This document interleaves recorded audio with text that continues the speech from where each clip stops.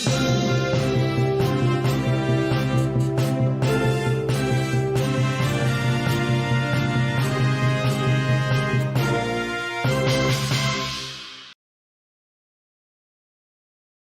pagi Tribuners, senang sekali saya Intan Nuka dapat kembali menjumpai Tribuners tentunya di Kupas Editorial edisi Kamis 10 Juni 2021. Saya tidak sendirian pastinya, saya bersama dengan redaktur senior Pos Kupang, Om Gerard Manyela, yang biasa akrab disapa Om Gem. Selamat pagi Om Gem. Selamat pagi. Aduh, saya mau bilang apa kabar? Apa kabar Om Gem? Baik. Oke, baik ya Om Gem ya. Ini kayaknya sebaik headline kita pada pagi hari ini, Pemda terima formasi CPNS. Ini yang benar-benar dinanti-nantikan, bahwa memang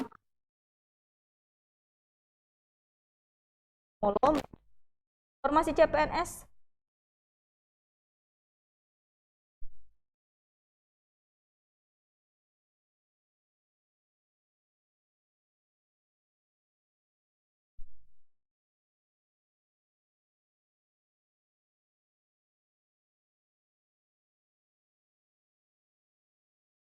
hari ini Pemda terima formasi CPNS. Baik, Poskubang mengambil headline Pemda terima formasi CPNS karena memang informasi ini dipandang urgen dan sangat penting bagi para pencari kerja. Kita ketahui baik di NTT maupun di daerah-daerah lain di Indonesia, CPNS itu menjadi salah satu lapangan kerja favorit yang diburu oleh para pencari kerja. Khususnya lebih pada tamatan perguruan tinggi kita. Karena apa? Karena memang daerah kita ini masih minim industri, masih minim investasi, sehingga satu-satunya lapangan pekerjaan yang ditunggu-tunggu, lapangan pekerjaan yang menjanjikan akan masa depan itu adalah CPNS. Sehingga ini pasti para pencari kerja sudah bersiap-siap, sudah menyiapkan segala macam persyaratan untuk mengikuti ini. Tapi apakah kuota kita nih dari jumlah yang tadi, kuota kita lumayan? Baik, kuota kita ini secara keseluruhan perincian untuk NTT, kita belum mendapatkan angka pasti, tapi data yang dihimpun oleh wartawan kita di daerah-daerah yang telah dikirim ke redaksi, lalu hasil yang telah diinput oleh kita, itu terdapat 4.294 CPNS dan 7.307 P3K.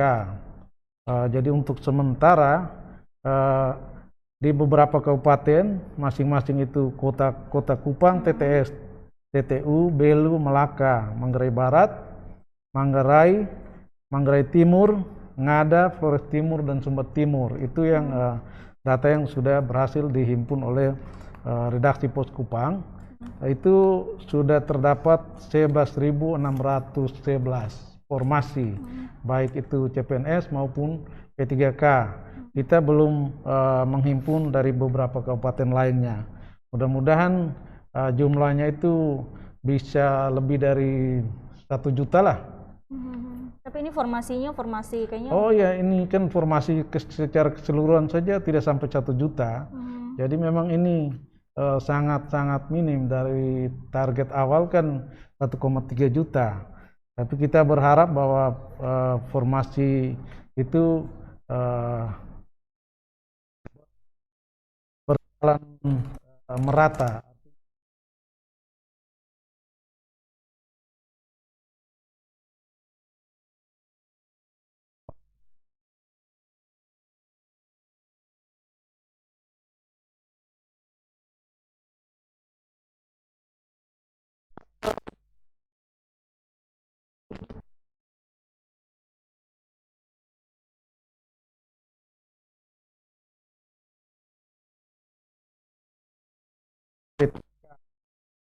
Karena memang kalau dilihat untuk NTT masih sangat membutuhkan tenaga pendidikan untuk peningkatan sumber daya manusia dan tenaga kesehatan untuk kesehatan masyarakat. Mungkin dua formasi itu memang sangat-sangat dibutuhkan saat ini, karena memang pasti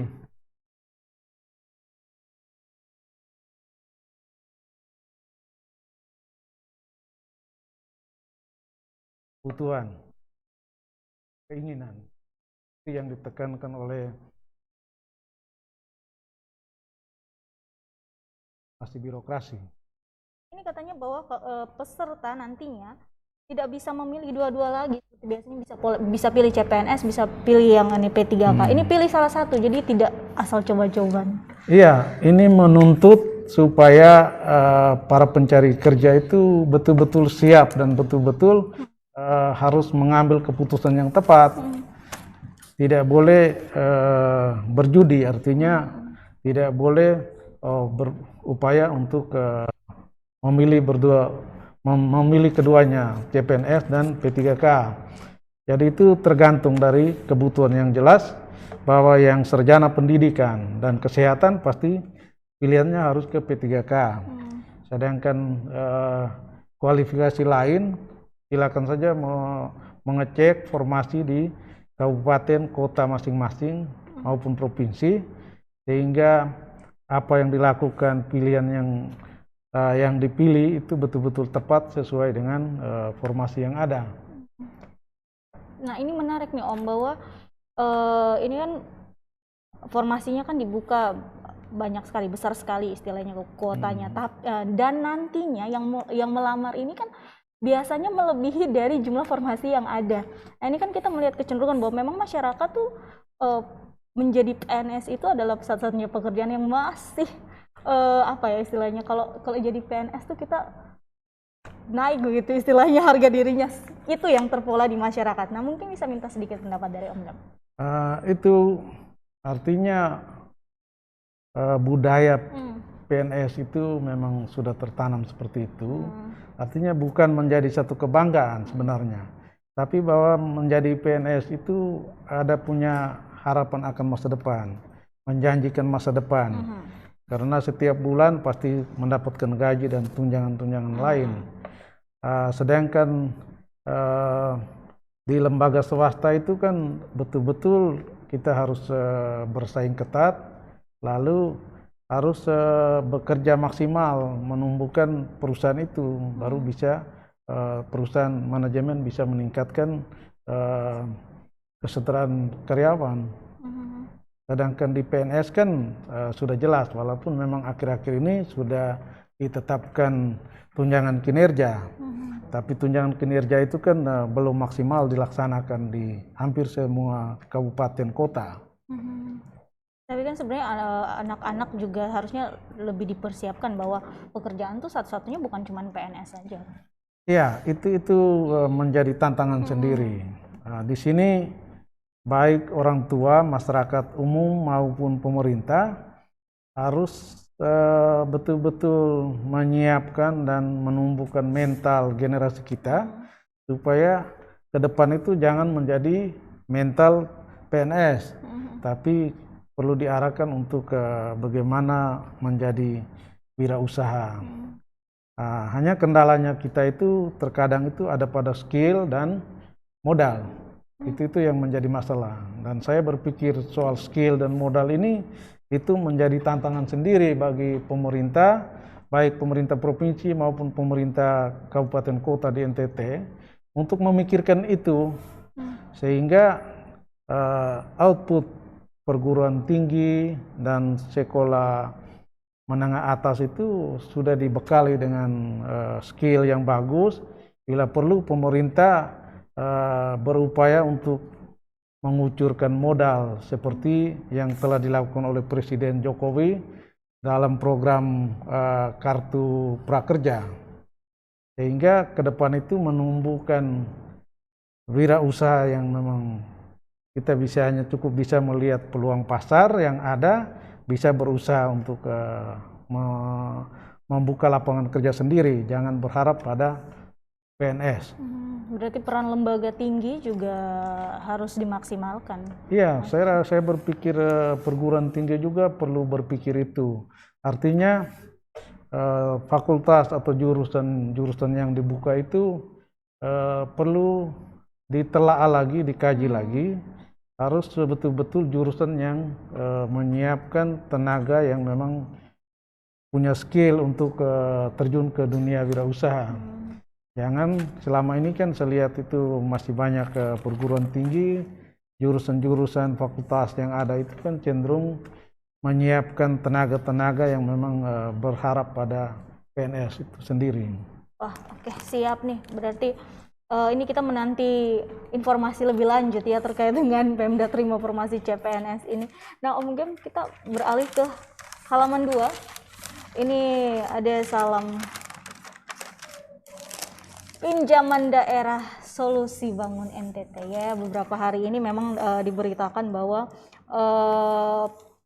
pemerintah kabupaten melakukan pinjaman daerah untuk membiayai pembangunan infrastruktur dan lain. Nah, Om Gem, ini apa dasar Om Gem mengambil salam pinjaman daerah solusi bangun NTT? Ini tanda tanya nih, apa benar ini solusi bangun NTT atau seperti apa? Ya, kenapa ada tanda tanya? Ini kan kita perlu melihat lagi, baik melihat ke belakang maupun ke depan. Apakah benar, apakah betul pinjaman daerah itu menjadi salah satu solusi untuk membangun NTT? Ini kan kita lihat bahwa memang langkah yang diambil pemerintah itu memang pasti sudah melalui kajian-kajian yang memang mendalam, apalagi persoalan COVID yang mendera dunia sudah 2 tahun ini. Ini COVID ini kan membatasi semua mobilitas, semua gerak usaha, sehingga kita mengalami kesulitan, pertumbuhan ekonomi kita juga bergerak terlambat, sehingga mungkin sehingga menimbulkan kondisi keuangan daerah baik di provinsi maupun kabupaten itu mengalami minus.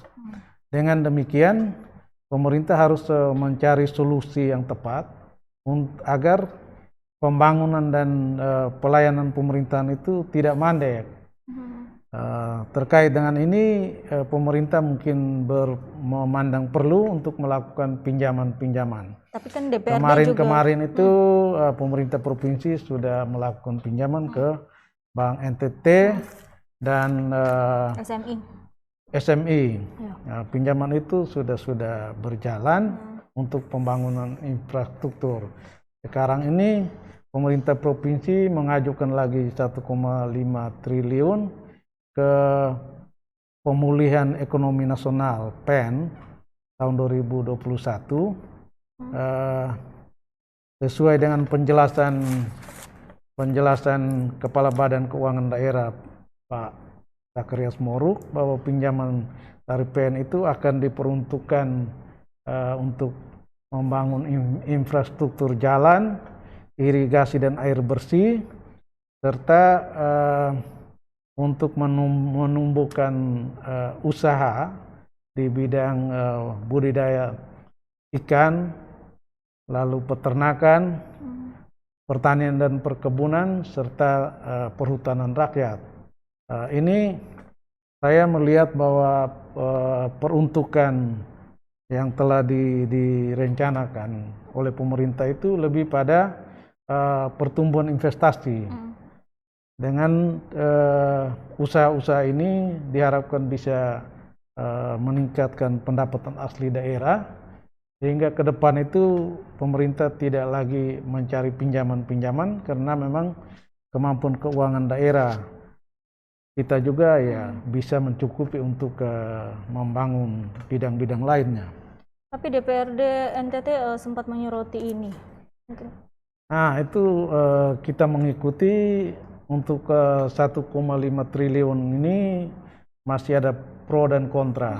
Di sini kelihatan fraksi Partai Golkar DPRD Provinsi NTT memang masih menolak dan meminta supaya pemerintah kembali melakukan kajian-kajian terkait dengan efisiensi dan efektivitas. Ini mungkin perlu ke depan itu pemerintah provinsi dan DPRD duduk bersama lagi, mendiskusikan lagi. kalau memang ini solusi yang tepat untuk memajukan NTT, untuk membawa NTT bangkit dan NTT sejahtera, kenapa tidak?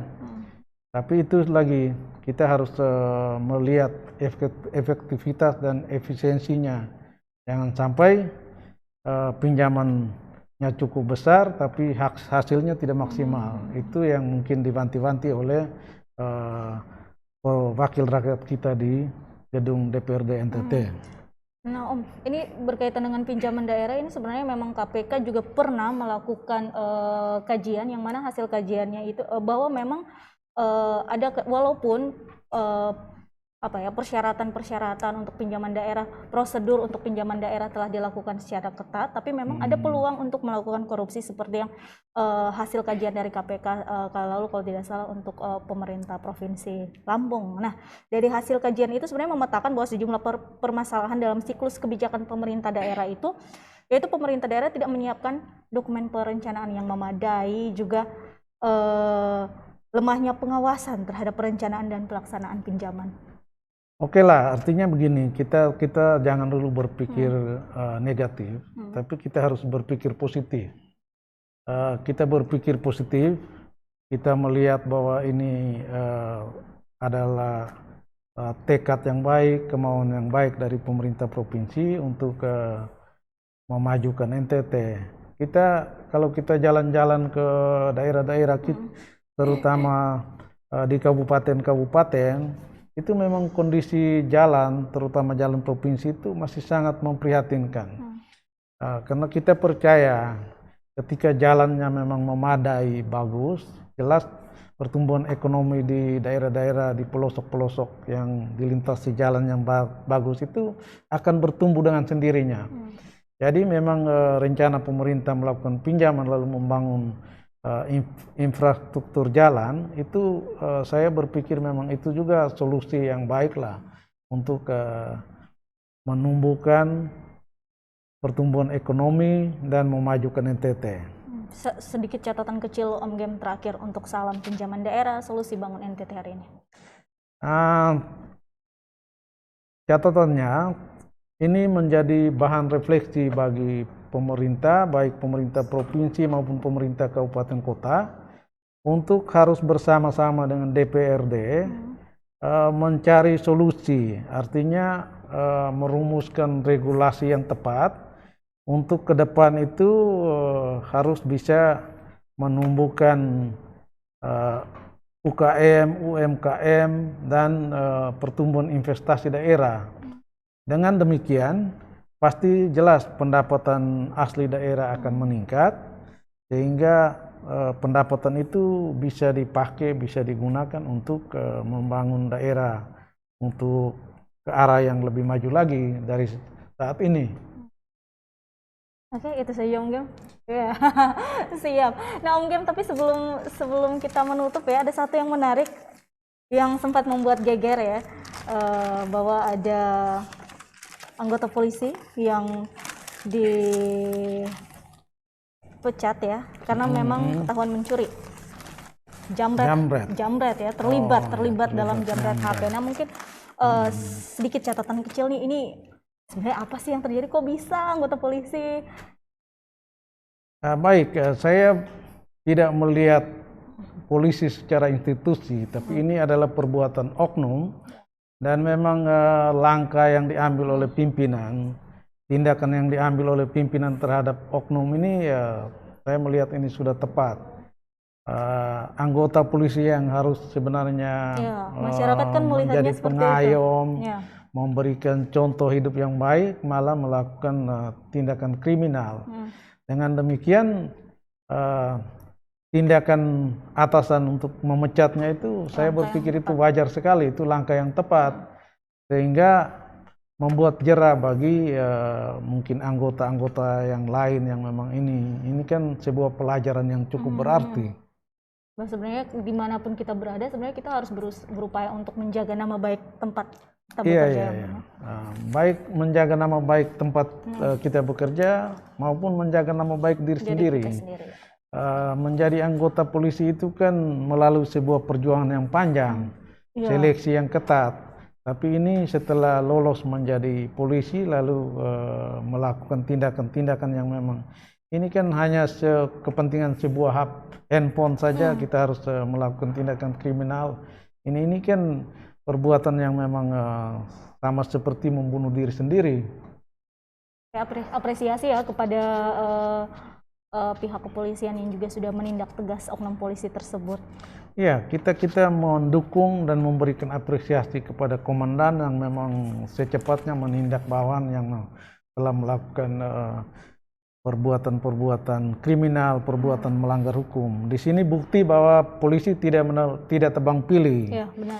Artinya masyarakat umum melanggar hukum dan anggota polisi yang melanggar hukum diberlakukan tindakan hukum yang sama. Jadi ini patut dijadikan contoh untuk kedepannya, baik itu di institusi kepolisian maupun di institusi lain. Oke, baik. Terima kasih Om Gem untuk ulasan di pagi hari ini. Terima kasih. Iya, Tribuners, kami juga terus mengimbau ya supaya mematuhi protokol kesehatan, pakai masker, cuci tangan, juga jaga jarak, hindari kerumunan dan mengurangi mobilitas. Dan pastinya untuk yang tadi kita bahas hari ini, Tribuners juga bisa lihat di kanal online kami poskupang.com, juga baca langsung di korannya di print Poskupang, dan berita-berita terkini lainnya yang dapat diakses di Facebook dan juga di YouTube. Akhir kata, saya Intan Nuka dan rekan saya Om Gem pamit undur diri. Selamat pagi dan salam sehat.